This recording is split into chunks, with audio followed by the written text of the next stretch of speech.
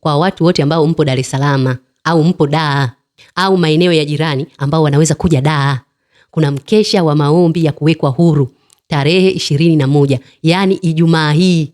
Tena mtaifahamu kweli, nayo hiyo kweli itawaweka huru. Na Bwana akikuweka huru, unakuwa huru kweli kweli. Huu mkesha kama upo Dar sio wa kukosa. Na nyinyi ambao mnasema mtumishi niombe, kama upo Dar wahi mapema kujiandikisha ili uje kwenye mkesha.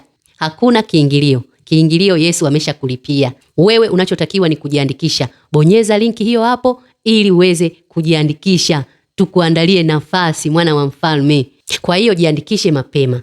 Nafasi zimebaki chache.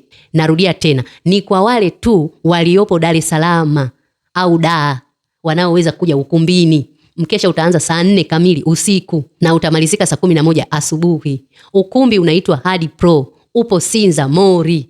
Hapa Dar es Salaam. Wahi kujiandikisha. Tutapokea mtu aliyejiandikisha. Hakuna kiingilio. Narudia tena, hakuna kiingilio ila ujiandikishe.